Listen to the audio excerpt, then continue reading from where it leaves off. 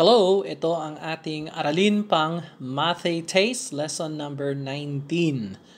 At ang ibig sabihin ng Mathetes ay disipulo at ito ay mga biblical studies para sa mga alagad ng Panginoon, para sa mga Mathetes or mga disciples.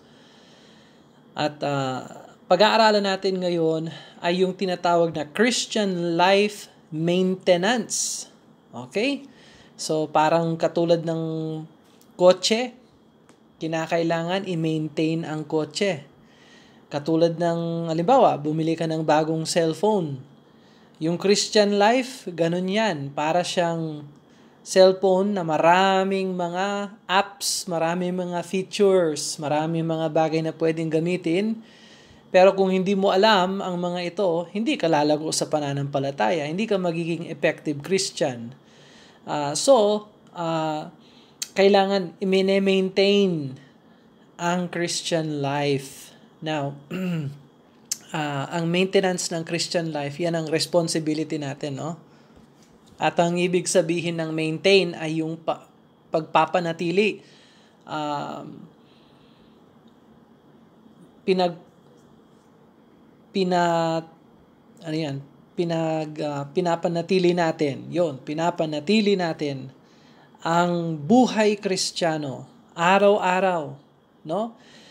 Gaya ng pinag-usapan natin last time sa lesson 18, nakikita sa araw-araw na pamumuhay ang Christian life, ang Christian growth. Kaya alam natin lumalago tayo sa pananampalataya. Nakikita, na-observe, okay? Pwedeng i-examine at pag nakita natin, sinuri natin, pinag-aralan natin, nakikita natin ang improvement sa buhay natin. Yon ang Christian life growth, yung paglago. Ngayon, yung buhay Kristiyano ay kinakailangan panatilihin.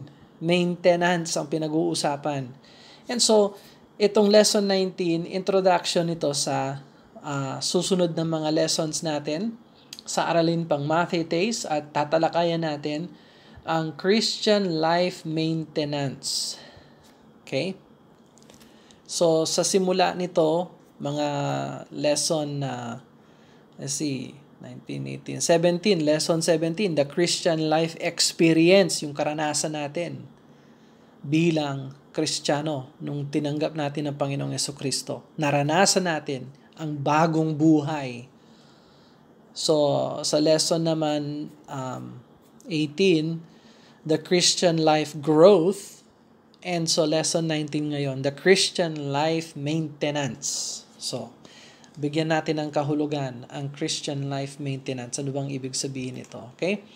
So, sa study notes natin, binigay sa atin ng Diyos, no? God has given us everything we need so that we may live a spiritually fruitful life and glorify God. Lahat ho ng kinakailangan natin upang mabuhay ng masagana sa Espiritu at masagana para sa Panginoon at sa kaluwalhatian ng Diyos, lahat ng kinakailangan natin ay ibinigay sa atin ng Diyos. Lahat ng provisions niya para manatili tayo na lumago sa buhay Kristiyano ay binigay sa atin. Ang mga halimbawa nito ay, at kasama na dito ay yung Bible, yung Holy Bible natin. Yung banal na Espiritu ng Diyos, the Holy Spirit. Ang prayer, napakahalaga ng prayer. Ang church membership. Yan, mahalaga ang church membership. At cleansing from sin, kalinisan sa kasalanan. Ano ang dapat natin gawin bilang Kristiyano kung sakaling magkasala tayo o gumawa tayo ng kasalanan laban sa Diyos, laban sa kapwa-tao, laban sa sarili. Meron bang lunas ang Diyos para sa kasalanan ng Kristiyano? Yes, so kasama ho yan sa maintenance ng pagiging Kristiyano. At paglilingkod sa Panginoon at paglingkod sa kapwa-tao. Yan ang mga ito ang magiging paksa natin sa susunod na mga aralin pang Mathetes. Alright, so pag sinabing Christian life maintenance, ang pinag-uusapan ho natin dito ay yung lakad natin kasama ng Diyos araw-araw. Na tunay, na meron tayong tunay at buhay na relasyon na kasama ang Diyos. Hindi ho pakitang tao, hindi tayo nagmamalaki para makita ng iba. Hindi ho kino-compare yung buhay natin sa buhay ng iba. Hindi. Mas malalim ho ang Christian life. Ang Christian life ay nagsimula kay Kristo Jesus. Nung siya ay nagkatawang tao, namatay, nilibing, at muling nabuhay ayon sa banal na kasulatan ng Diyos. At siya ay nakihalubilo sa atin. At siya ay gumawa ng paraan para iligtas tayo sa kasalanan natin. At sa araw na tinanggap natin si Jesucristo bilang Panginoon Diyos sa tagapagligtas, yung araw na yon, nagsimula ang buhay na walang hanggan sa atin. At araw-araw, magmula ng araw na tinanggap natin si Jesucristo, araw-araw, napaka-importante na magkaroon tayo ng tunay at buhay na relasyon kasama ang Diyos araw-araw. Alright, yan ang maintenance, yung Christian life maintenance. At yan ang pag-uusapan natin today. So, isang Bible verse ang titingnan natin. Pero maraming iba pang mga Bible verses mamaya. Pero ang tema nitong introduction sa Christian life maintenance, matatagpuan natin ito sa 2 Peter chapter 1 sa Bagong Tipan. 2 Peter chapter 1 verse 3. At gaya ng ibang mga key verses na pinag-aaralan natin, etong verse na ito ay siksik at puspos sa mga katotohanan na nagbibigay liwanag patungkol sa Christian life maintenance natin, pagpapanatili natin bilang Kristiyano, no? 2 Peter chapter 1 and verse number 3. At bago tayo magsimula, gusto ko lang sabihin, no? Alam ko hindi lahat nakarinig ng lesson 1 hanggang lesson 15, 16. Mahalaga ho yung mga lessons na yon dahil yon ay mga doktrina. At inuna natin ang doktrina higit sa lahat. Dahil kung hindi tama ang iyong paniniwala, hindi ho magiging tama ang iyong pamumuhay. So, kung sakali merong mga lessons na hindi mo pa narinig, mangyari lang, napakinggan muna ang mga doctrines na yon at suriin nyo, pag-aralan nyo muna, tapos ilagay sa buhay. Tapos magpatuloy dito sa lesson number 19. Okay? So, halimbawa, nakikinig kayo, tapos for whatever reason, na tumigil kayo or whatnot, di magsimula uli doon sa lesson na hindi nyo pinagpatuloy para makahabol. At hindi naman mahirap.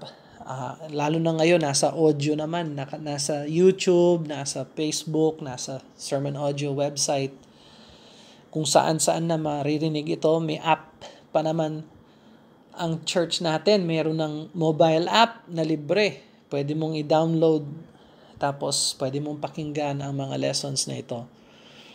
At habang ina-upload ko, malalaman mo rin na na-upload na pala ang lessons na ito. So, hinihikayat ko lang na wag laktawan ang mga lessons dahil ito ay nakapatong sa isa't isa. Okay?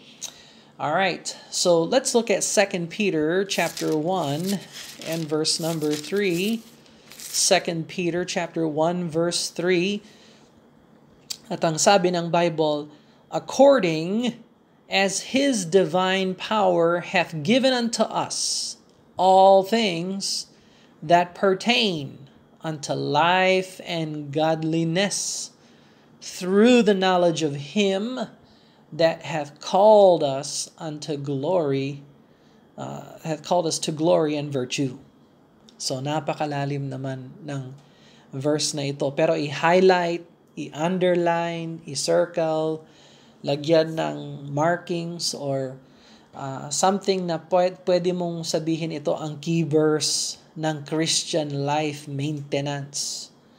At ito ang verse na tatalakayin natin today. At gagawin natin, tatahakin natin ang bawat line, bawat words ng mga verses ng verse 3 na ito. At sa pamamagitan nito, pinapakita ko sa inyo kung paano hiwa-hiwain or isa-isahin ang mga words of God. Dahil punong-puno ito ng mga katotohanan. At kung hindi tayo careful, kung hindi tayo maingat, ay babasahin lang natin ito tapos hindi natin nakukuha ang mensahe ng Diyos na nais niyang iabot sa atin. Dito lang sa verse 3.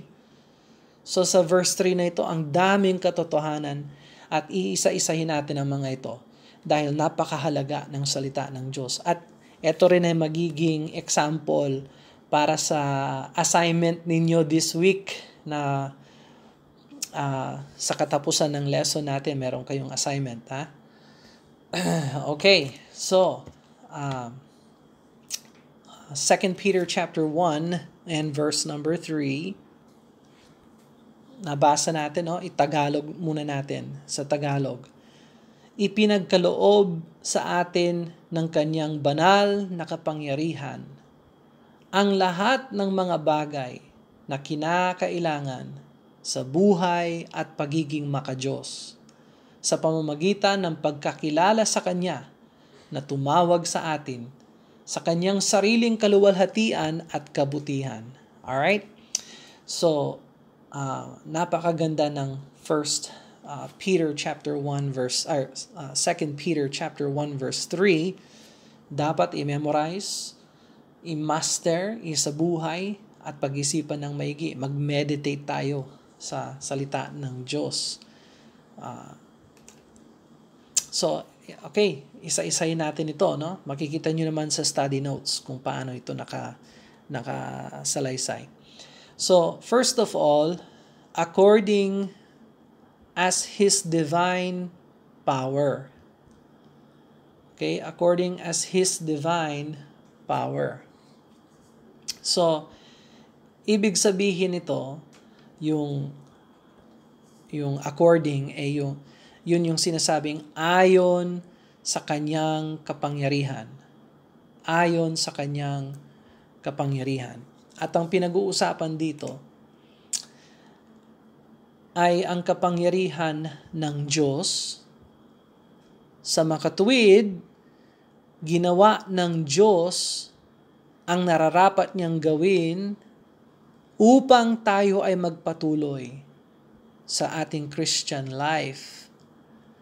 Siya ay tapat at handa na tumulong gamit ang kanyang walang hanggan, walang katapusan na kapangyarihan. Imagine, siya kumbaga ang siya ang ating siya ang nagpapagana.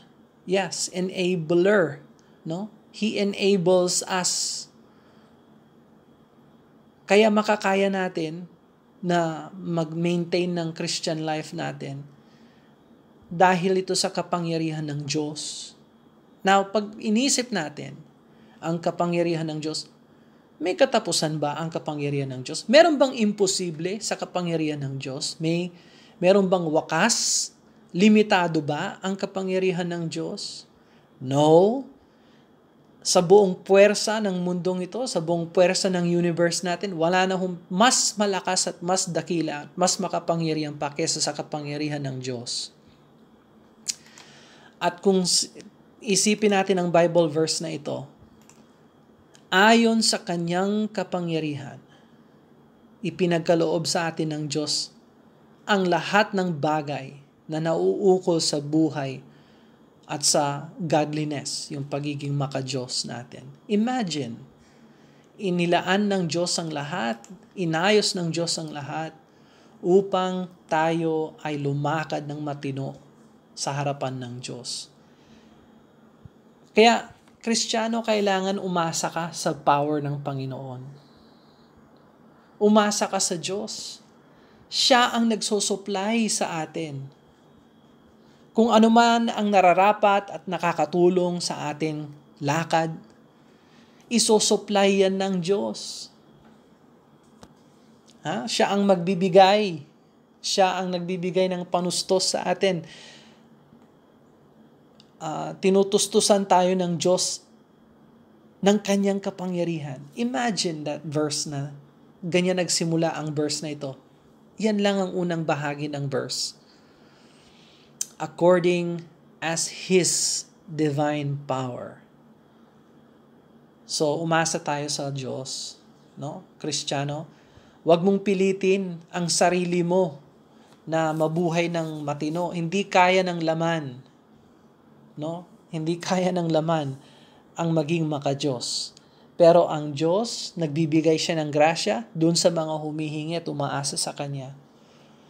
Kaya mga Kristiyano na palpak o hindi sila sumusunod sa Diyos, sa kapangyarihan ng laman, sila umaasa, hindi sa kapangyarihan ng Diyos. Hindi ho pwedeng successful ang Christian life kung walang divine power. At salamat sa Diyos, ginawa niya ang kanyang bahagi para tayo ay maging matatag na disipulo ng Panginoon. According as His divine power. Okay? Sabi ng verse, according as His divine power, ito yung ikalawang part, hath given unto us all things. Hath given unto us all things. Kung baga, ibinahagi sa atin ng Diyos o ibinigay sa atin ng Diyos ang lahat ng mga bagay na necessary. Yung necessary, mga kinakailangan natin. Ano ang kailangan natin para mabuhay tayo ng maka-Diyos, mabuhay tayo ng matino, at maging maayos na Kristiyano? Anong kailangan natin? Pera, kayamanan, kalusugan, kapangyarihan, pwesto, karangalan? No, wala. No? Yun ay mga bagay na paminsan, yun pa ang nagiging dahilan kung bakit bumabagsak tayo.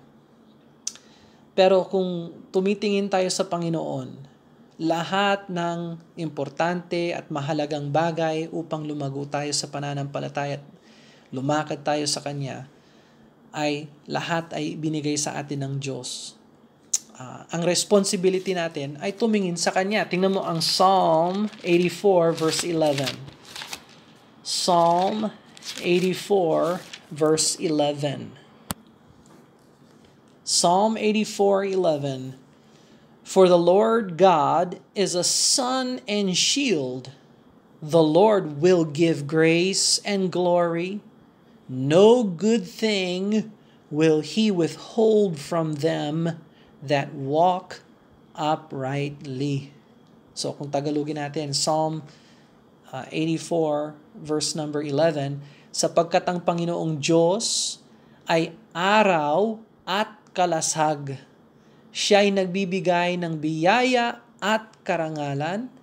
Walang mabuting bagay ang ipagkakait ng Panginoon sa mga nagsisilakad ng matuwid. Napakagandang Bible verse. Psalm 84 verse 11. Walang mabuting bagay ang pinagkakait ng Diyos. Hindi niya ito pinagkakait yung mga bagay na mabubuti para sa atin. Sa sino mang matuwid ang pamumuhay, sa sino man nagsisilakad ng matuwid. Wow. So, hindi ho natin kailangan ang mga bagay na ng mundong ito para lumakad tayo ng matino. Ang kailangan natin ay yung sinasabi ng Bible, grasya at kaluwalhatian. At saan ang gagaling ito? Hindi natin ito makukuha sa iba, maliban lang sa Diyos. So, tingnan mo itong Bible verse. According as His divine power hath given unto us all things. So, binigay sa atin ng Diyos lahat ng mga bagay. Ang kanyang kaluwalhatian, ang kanyang grasya, at wala siyang ipinagkakait sa atin na magiging yung sinasabi kong necessary, no? Talagang kinakailangan natin upang maging matuwid na Kristiyano. Alright? Tingnan natin ang pangatlong principle dito. According as His divine power hath given unto us all things that pertain unto life and just pertain unto life. That all things that pertain unto life. So, balik tayo sa Tagalog. Tingnan natin ng 2 Peter chapter 1 verse 3. Pinagkaloob sa atin ang kanyang banal na kapangyarihan, ang lahat ng mga bagay na kinakailangan sa buhay, ayun, no? That pertain unto life. Lahat ng mga bagay na kailangan sa buhay o lahat ng bagay na nauukol sa buhay. All things that pertain unto life. At ano yung buhay na pinag-uusapan dito? Well, sa Bible, nung tinanggap natin si Jesucristo, binigyan tayo ng eternal life. Ibig sabihin, hindi ho tayo mamamatay sa espiritual, hindi tayo pupunta sa impyerno sa oras ng kamatayan, dahil nga binigyan tayo ng buhay na walang hanggan, eternal life. Pero, yung eternal life natin, para yan sa langit. Okay? Mahalaga ang eternal life kasi kung wala yan, wala tayong pag-asa. Wala tayong kasiguraduhan. Pero dahil meron tayong kasiguraduhan, ang kumpiyansa natin na kay Kristo, pwede tayong manatiling masigasig na Kristiyano. Ang buhay, hindi lang eternal life. Ang buhay na pinag-uusapan dito ay spiritual life. Yan yung pamumuhay natin bilang Kristiyano, bilang anak ng Diyos. Dito sa mundong ito na napakadilim, makasalanan, napakabaluktot, tayo ay dahil sa grasya ng Diyos, liwanag sa isang mundong madilim. At meron tayong hindi lang buhay na walang hanggan, kundi buhay espiritual. Spiritual life. So, etong kapangyarihan ng Diyos na inilaan niya para sa atin ay patungkol o nauukol sa buhay. Sa buhay espiritual at buhay na walang hanggan. Now, lahat ng mga ito ay sino ang nag-supply nito? Sino ang nagbigay sa atin nito? Siyempre, ang Diyos lang. So, lahat ng mga ito, napaka-importante. At ihinanda na ng Diyos para sa atin. May kulang ba? May kulang ba ang Diyos? Wala. Wala siyang pagkukulang. Wala siyang ipinagkakait sa atin. Kung ang pinag-uusapan natin ay spiritual life at buhay na walang hanggan. Lahat yan ay binigay na sa atin ng Diyos. So, alright? So, hindi lang spiritual na buhay, meron pang kasunod yan. All things, sabi ng Bible verse, that pertain unto life and godliness. Ayan. Yan ang godliness, pagiging maka-Diyos. So, hindi lang tinustos tayo ng Diyos sa spiritual na buhay at buhay na walang hanggan. Pati rin ang pagiging maka-Diyos natin ay gawa ng Panginoon sa ating puso. We obtain life muna. So nauna yung life, di ba? Pertain unto life and godliness. Hindi niya inuna yung godliness muna bago yung life. Kasi kung wala kang spiritual life, paano ka magiging maka-Diyos? paano mo i-improve yung sarili mo kung wala ka pang buhay na walang hanggan? So, hindi pwede na mauna muna yung pagiging maka-Diyos. Kailangan bigyan muna tayo ng buhay na walang hanggan. And so, unahin natin yung na binigay sa atin ng Diyos, buhay na walang hanggan, o spiritual life.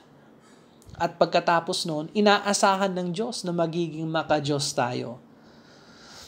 And so, hindi ho tayo nagiging maka-Diyos para magkaroon ng buhay.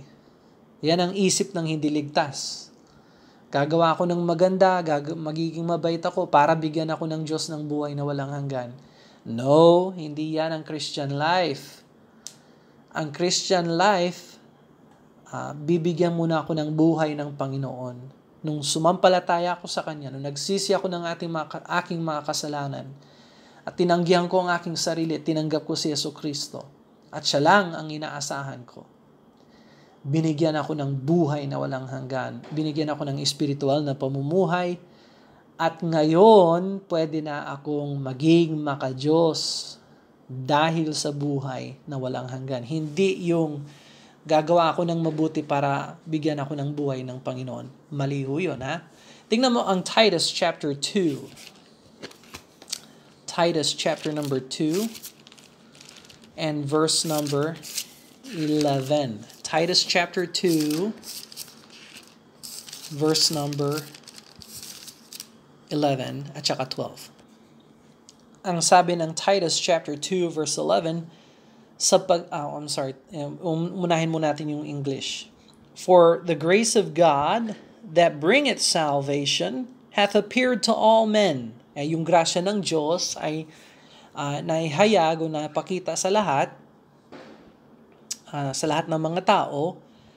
Verse 12, teaching us that denying ungodliness and worldly lusts, we should live soberly, righteously, and godly in this present world. Itong grasya na ipinakita ng Diyos sa lahat ay nagtuturo sa atin na itakwil ang kasamaan at makamundong pagnanasa,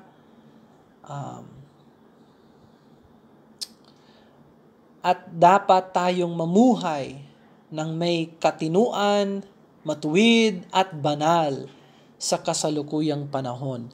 Yan ang turo ng grasya ng Diyos.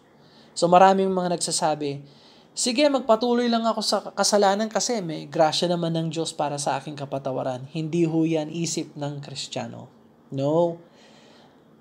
Ang isip ng Kristiyano ay napakadakilang pagmamahal ng Diyos at grasya niya na pinatawad niya ako sa aking kasalanan. Ayaw ko nang mabuhay sa kasalanan. Yun, ang grasya ng Diyos nagtuturo sa atin na itakwil ang kasamaan at mga makamundong pagnanasa. And so, godliness, no? Napaka-importante ng godliness. So, ang grasya ng Diyos ay namumunga ng godliness sa atin. Alright, so tingnan mo itong Bible verse na ito. 2 Peter chapter 1 verse 3. Siksik talaga ng napakaraming katotohanan. Napakahalaga.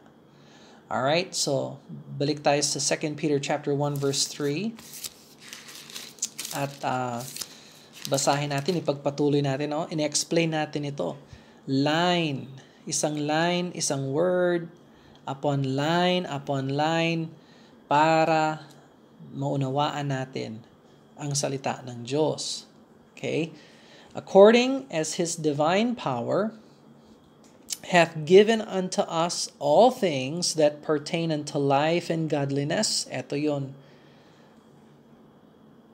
Panglima. Through the knowledge of Him. Through the knowledge of Him. Anong ibig sabihin ng knowledge of Him? Yung kaalaman, sa pamamagitan ng kaalaman sa Kanya. No? Or sa knowledge ng Panginoong Hesukristo. Ipinagkaloob sa atin ng Kanyang banal na kapangyarihan ang lahat ng mga bagay na kinakailangan sa buhay at pagiging maka-Diyos sa pamamagitan ng pagkakilala sa Kanya o yung kaalaman patungkol sa Kanya. The knowledge of Him. Alam mo, palaging may kasama hong pananagutan yung mga nakakaalam. No? Kung meron kang kaalaman, ibig sabihin meron kang pananagutan. With knowledge comes responsibility. Kaya ipinahayag sa iyo ng Diyos yung mga katotohanan na alam mo. Isipan mo yan ha. Bakit ipinaliwanag sa iyo ng Diyos ang kanyang salita?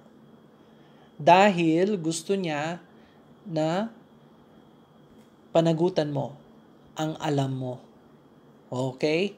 So, alam mo yung mga taong hindi ligtas, yung mga hindi Kristiyano, nakakaawa syempre. Pero alam mo, mas nakakaawa yung Kristiyano na alam niya kung ano ang dapat niyang gawin pero hindi niya ginagawa. Nako, pananagutan natin sa Diyos ang liwanag ng kanyang salita. At dapat ang nasa puso natin, palaging nasa puso natin, na dagdagan ng Diyos ang kaalaman natin patungkol sa Kanya. Yan ang pagnanasa ni Paul sa Philippians chapter 3 verse 10. Tingnan mo ang Philippians chapter 3 verse number 10. Ang sabi ng Bible, Philippians chapter 3 verse 10, that I may know Him. That I may know Him. Nawa, makilala ko siya. Pero Paul, hindi ba sapat na nakilala mo na ang Panginoon noong nandun ka sa papunta ka sa Damascus at nahulog ka at nabulag ka, no? Nabulag siya, no? Ng liwanag ng Panginoon. Hindi ba sapat yung kaalaman mo na yon? Ang sabi ni Paul, Philippians chapter 3 verse 10, that I may know Him. Oh. So yes, kilala niya si Kristo, pero mas lumalago ang kanyang kaalaman patungkol sa Panginoon. So, paano tayo magiging makadiyos kung limitado ang kaalaman natin patungkol sa Panginoon? Dapat po, Kristiyano, araw-araw, humiling tayo sa Panginoon na dagdagan niya ang ating kaalaman patungkol kay Kristo, patungkol sa kanyang salita. Kung paano, turuan tayo kung paano mamuhay ng matino at makadiyos. Yan yung knowledge of Him. Meron ka bang knowledge ng Panginoon? Dapat meron. Kung wala kang knowledge sa Panginoon, hindi mo siya kilala, wala kang kaalaman patungkol sa kasalanan, sa kamatayan at paglibing at muling pagkabuhay ng Panginoon. Kung wala kang alam patungkol sa salita ng Diyos, hindi ka ligtas. Pero nung natuklasan mo ang Panginoon, binuksan ng Diyos ang iyong puso, binuksan ng Diyos ang iyong isip, meron kang kaalaman patungkol sa Panginoon at dapat sumunod ka sa kaalaman ng liwanag ng Diyos na binibigay sa iyo upang lumago ka pa sa kaalaman ng Panginoon at maging makadiyos ang iyong buhay. Alright? So, ang ganda ng Bible verse na ito. Malapit na tayong matapos dito, no? According as His divine power hath given unto us all things that pertain unto life and godliness through the knowledge of Him, ito yung ika-6, that hath called us. O, tinawag tayo. Tinawag tayo ng Diyos. Tinawag tayo ng Diyos sa Kanyang kaharian at sa Kanyang kaluwalhatian ayon sa 1 Thessalonians chapter 2 verse 12. 1 Thessalonians chapter 2 verse 12. Tinawag tayo sa Kanyang kaharian at kaluwalhatian. Sa 1 Thessalonians chapter 4 verse 7, tinawag tayo na huwag maging marumi sa mundong ito. Bagkus tinawag tayo sa kabanalan. Wow! Lahat ng Kristiyano tinawag ng Diyos sa kanyang kaharian, sa kanyang kaluwalhatian, sa kanyang kabanalan. Paano tayo tinawag ng Diyos? Sa 2 Thessalonians chapter 2 verse 14, 2 Thessalonians chapter 2 verse 14, tinawag tayo sa pamamagitan ng ebanghelyo. Wow! Nung natuklasan natin ang magandang balita, parang may umudyok sa atin na yes, tama ito. Yes, totoo ang salita ng Diyos. O tawag ho yan ng Espiritu ng Diyos sa ating puso. At nung tinanggap natin ang magandang balita, sinagot natin ang tugon ng Diyos, ang tawag ng Diyos. So, hindi lang tayo niligtas ng Diyos, tapos iniwan sa mundong ito para maging maruming Kristiyano. No, tayo ay tinawag ng Diyos sa kanyang kaharian, sa kanyang kaluwalhatian, sa kanyang kabanalan, sa pamamagitan ng ebanghelyo ng Diyos. Many are called, but few are chosen. Pero hindi lahat sumusunod sa tawag ng Diyos. Kristiyano, napaka-importante ng purpose natin. At ito ang seventh line ng 2 Peter chapter 1 verse 3. Ito yung pinakahuli.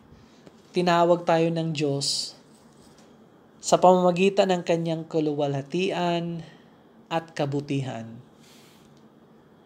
Para tayo ay mabuhay para sa kanyang kaluwalhatian at para sa kabutihan. That hath called us to glory and virtue. So tinawag tayo ng Diyos sa pamamagitan ng kanyang kaluwalhatian, kapangyarihan, para tayo ho ay mabuhay para sa kanyang kaluwalhatian at sa kanyang kabutihan. In fact, yung virtue, yung ibig sabihin ng virtue sa verse na yan, malalim ho yan. Hindi lang ho kahusayan yung virtue. Yung virtue, pwede ring sabihin moral excellence or yung kahusayan ng kabutihan. Yun. Kahusayan ng kabutihan. Hindi lang kabutihan, pero kahusayan ng kabutihan. Yun ang virtue. At sa pamamagitan ng kapangyarihan ng Diyos, tinawag tayo ng Diyos para mabuhay para sa kanyang kaluwalhatian at kahusayan ng kabutihan. Napakalaki ang privilege natin bilang Kristiyano. So, ang Kristiyano po ay tagapagtanggap ng mga blessings na hindi pwedeng banggitin. Imagine ang spiritual life natin bilang Kristiyano. Kaya sabi ng Bible, He hath given unto us all things. Ang ibig sabihin ng all things, lahat ng mga bagay. Kumpleto ho tayo, Kristiyano. Kung ikaw ay may buhay na walang hanggan at spiritual na buhay, wala ho kayong kinakailangan pa para lumago at para manatiling masigasig na Kristiyano. Lahat ginawa na ng Diyos para sa iyo. Sa atin lang, mag-surrender tayo sa Panginoon. Sumampalataya tayo sa Kanya at umasa at manalig tayo sa Kanya. Christians are enabled by God to live up to the truth of God's Word. Again, tinutulungan ho tayo ng Diyos para mabuhay tayo sa liwanag ng katotohanan ng salita ng Diyos. So we are to grow and to maintain our spiritual fruitfulness in Christ. So kailangan po na lumago tayo at manatili tayong espiritual na namumunga, masigasig, masagana para sa Panginoong Jesucristo. Kung ang Kristiyano ay hindi ho siya masigasig at namumunga ng espiritual na blessing sa kanyang buhay, sinong may sala? Sinong may pagkukulang? Sabihin ko po sa inyo, hindi Diyos ang may pagkukulang. Ikaw ang may pagkukulang. Kung hindi ka masaganang Kristiyano, ikaw ang may sala. Pastor, kasi ganito ang nangyari sa akin. Kalimutan mo na yung mga excuses. No? May grasya ang Diyos para sa lahat. At yan ang punto ng pinag-aaralan natin sa 2 Peter chapter 1 verse 3. So, God desires to develop us in the Christian life. Masasabi ho natin talaga, kung ang Diyos lang ang kung ang Diyos lang ang pababayaan natin sa buhay natin, magiging masagana tayong Kristiyano. Dahil layunin ng Diyos na i-develop tayo sa ating buhay Kristiyano. Binigyan tayo ng buhay, hindi para walang gawin, hindi para walang mangyari, no? Binigyan tayo ng buhay dahil nais niya na mabuhay tayo ng sumasang-ayon sa kanyang layunin para sa atin. At dahil alam natin ang mga katotohanan na ito, mananagot ho tayo sa Panginoon kung hindi tayo maging masigasig na alagad ng Panginoon. Alright, so yan ang mga katotohanan ng 2 Peter chapter 1 verse 3. Biro mo isang Bible verse lang at napakaraming mga katotohanan at mga Bible verses na pwede nating tingnan na nagtuturo ng patungkol sa Christian life maintenance. At ito po ang introduction lang ha. Sa susunod, titingnan natin ang iba't ibang mga bagay na binigay sa atin ng Diyos na binanggit ko kanina. Yung Bible, Holy Spirit, prayer, church membership, cleansing from sin, and serving the Lord and our fellow believers. So lahat yan ang magiging paksa natin sa mga susunod na aralin pang mga faith days. Alright? So bago yung assignment ninyo, excited ako sa assignment ninyo. Bago yung assignment, mag-pray muna tayo at magpasalamat tayo sa Diyos dahil sa katotohanan ng isang verse na ito na makapangyarihan at dapat namnamin at i-meditate ang bawat mga words. Wala hong words na extra sa Bible. Lahat ng mga words napakahalaga at dapat bigyang pansin, dapat pag-aralan at dapat i-mag-meditate, namnamin natin sa ating puso. Father in heaven, salamat Lord sa kabutihan po ninyo sa amin, Lord. Inilaan po ninyo lahat. Nagbigay ho kayo ng lahat upang kami po ay maging tunay na masigasig na Kristiyano sa isang madilim na mundo, Lord. Nawa ang liwanag ng salita ng Diyos ay maging malinaw sa bawat Kristiyano upang sila po ay makatuklas ng pagpapala ng pagiging masaganang Kristiyano, Lord. Salamat, Lord, na wala na kaming dapat pang gawin kundi sumampalataya kay Kristo at lumapit sa Kanya at tumingin sa Kanya at umasa lamang kay Kristo upang maging masigasig sa mundong ito. Lord, bigyan niyo kami ng tagumpay, hindi para sa aming sarili, kundi dahil sa Panginoong Jesucristo at sa iyong kaluwalhatian. Ito pong aming dalangin. In Jesus' name we pray. Amen. And amen. All right. So, nakita ninyo sa 2 Peter chapter 1 verse 3, inisa-isa natin kumbaga yung mga parirala, yung mga phrases na ito. At napakaraming katotohanan ang nakita natin. So, ang gusto kong gawin ninyo as your assignment for lesson 19, hindi naman mahirap, buksan ninyo ang Psalm 1. Psalm 1. Aklat ng awit, Salmo, chapter 1. Pinakaunang psalm. Ito yung tinatawag na Blessed is the man, Psalm. O yung Psalm 1. At nais ko na basahin ninyo ang Psalm 1. Hindi naman mahaba. Verses 1 hanggang verse number 6. At gusto ko na